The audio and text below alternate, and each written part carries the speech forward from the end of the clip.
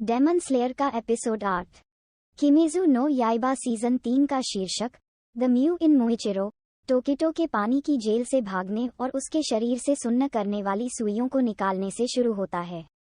वह देखता है कि एक घायल कोटेत्सु और कई मछलियां उसकी ओर आ रही हैं। वह कमजोर महसूस करता है और निश्चित नहीं है कि क्या वह उन्हें रोक सकता है। लेकिन वह अचानक एक आदमी को उसकी जय जयकार करते हुए देखता है और उसे अपने पिता के रूप में पहचानता है। फ्लैशबैक में हम देखते हैं कि उसके पिता एक लकड़हारा हैं। उसकी मां बीमार है और वह उसकी देखभाल करने की पूरी कोशिश करता है, जबकि उसके पिता बारिश में जड़ी बूटियां खोजते हैं। जब वह 10 वर्ष का था तब उनकी मृत्यु हो गई।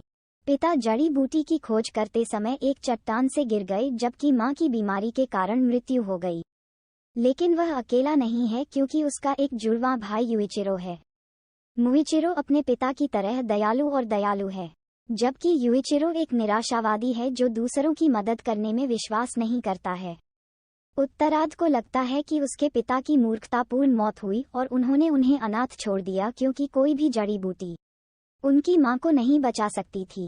मुइचिरो अपनी बेरुखी से हैरान है, लेकिन जुड़वां का दावा है कि मुइचिरो में म्यू का मतलब अक्षमता और अर्थहीन है।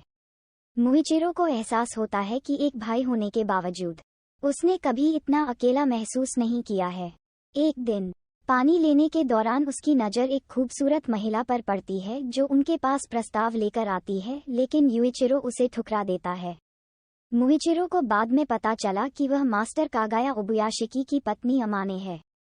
उसने उनसे संपर्क किया क्योंकि वे राक्षसों कातिलों की एक लंबी कतार से आते हैं जिन्होंने पहली सांस लेने की तकनीक का इस्तेमाल किया था।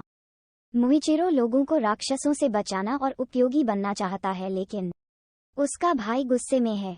उनका कहना है कि मुइचिरो बिल्कुल उनके माता पिता की तरह हैं, जो दूसरों को बचाना चाहते थे लेकिन खुद की रक्षा भी नहीं कर सकते थे, और ये दिखाया गया है कि बहुत मेहनत करने के बाद मां बीमार पड़ गई। युइचिरो इस बात से परेशान है कि उसने उन्हें रोकने की कोशिश की, लेकिन उन्होंने कभी उसकी बात नहीं सुनी, जिसके कारण उनकी मृत्यु हो गई।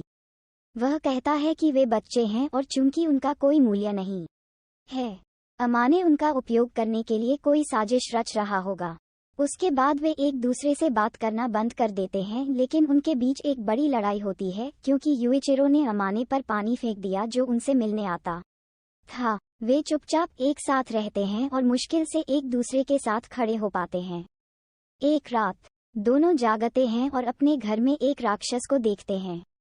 जैसे ही वह हमला करता है, युइचिरो अपने भाई के सामने गिर जाता है और उसका हाथ फट जाता है। दानव उन्हें बेकार लकड़हारा कहता है और उन्हें मारने ही वाला होता है कि तभी मुइचिरो में कुछ गड़बड़ हो जाती है। उसे लाल दिखाई देता है और जब वह जागता है तो देखता है कि उसने राक्षस को टुकड़ों में काट दिया है और उसे जंगल में जमीन पर गिरा दिया है। राक्षस मरा नहीं है, लेकिन तब तक पीड़ित रहता है जब तक सूरज उसे जला नहीं देता, लेकिन मुइचिरो को कोई परवाह नहीं है। वह अचानक कमजोर महसूस करता है और रेंगते हुए घर वापस आता है और देखता है कि एक घातक रूप से घायल युइचिरो मुइचिरो को बचाने के लिए किसी से प्रार्थना कर रहा है। उनका कहना है कि उनका भाई दयालु है और लोगों को बचाना चाहता है। उन्होंने उसे रोकने की कोशिश की, लेकिन मुइचिरो को उनकी स्वार्थी जीवनशैली के लिए दोषी नहीं ठहराया जाना चाहिए। अगर किसी को सजा दी जानी है तो वह उसे दी जानी चाहिए, मुइचिरो को नहीं। मुइचिरो आंसू बहाता है और अपने भाई के पास पहुंचता है और यह वर्तमान में वापस आ जाता है। उसे अचानक अपने भाई की बात याद आती है जो कह रहा था कि मुइचिरो में म्यू का मतलब असल में मुगेन है, जिसका मतलब असीमित होता है। मुइचिरो के चेहरे पर 2 काले निशान बन जाते हैं और वह मछली मिनियन को आसानी से मार देता है। कोटेत्सु ने उससे विनती की कि वह उसे छोड़ दे और हग्नेजुका और तलवार की रक्षा करे। झोपड़ी के अंदर ग्योको इस बात से नाराज है कि तलवार बनाने वाले को गंभीर रूप से घायल करने के बावजूद हाग्नेजुका ने अभी भी तलवार की मरम्मत करना बंद नहीं किया है। वह सोचता है कि क्या कनामोरी को चोट पहुंचाने से उसकी एकाग्रता भंग हो जाएगी, लेकिन इससे पहले कि वह कोई कदम उठा पाता, मुइचिरो उसे घायल करके रोक देता है। ग्योको अचानक देखता है कि हत्यारे के चेहरे पर निशान तंजीरो के माथे के निशान के समान हैं। वह इस बात से भी आश्चर्यचकित है कि मुइचिरो आसानी से पक्षाघात से उबर गया और एक ऑक्टोपस मिनियन को छोड़ दिया। ऑक्टोपस उसे पकड़ लेता है और ग्योको खुश होता है कि कोई भी चीज इस मिनियन के मांस को नहीं काट सकती।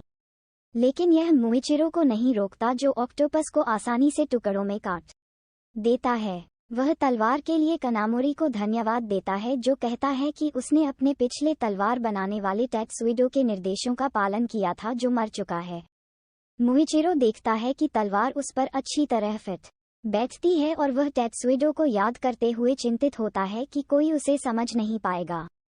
वह समझता है कि तलवार चलाने वाले पर दबाव है, क्योंकि उसके पास उसकी यादें नहीं हैं और इसके बजाय वह तब तक कड़ी मेहनत करता है जब तक कि उसे खून की उल्टी न हो जाए। वर्तमान में मुइचिरो टेत्सुइडो की चिंता के लिए माफी मांगता है और कहता है कि वह अब बेहतर है। वह अपने ऊपर फेंके गए सभी फूलदानों को नष्ट कर देता है, लेकिन ग्योको अथक है। जैसे ही वह लड़ता है, उसे युइचिरो के अंतिम शब्द याद आते हैं, क्योंकि वह दयालु नहीं होने के लिए माफी मांगता है, जैसा कि उसने सोचा था कि वह ऐसा नहीं कर सकता।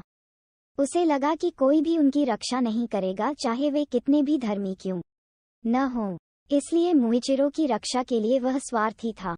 वह मरते समय अपने भाई का हाथ पकड़ता है और कहता है कि केवल चुने हुए लोग ही दयालु हो सकते हैं, क्योंकि उनके पास असीमित शक्ति है और मुइचिरो चुना हुआ है। यहीं पर हमारा एपिसोड समाप्त होता है। आगे क्या हुआ ये जानने के लिए हमारे चैनल से जुड़े रहें और अन्य एनीमे अपडेट के लिए हमारे चैनल को सब्सक्राइब करें। मिलते हैं अगले वीडियो में, तब तक सुरक्षित रहें, स्वस्थ रहें।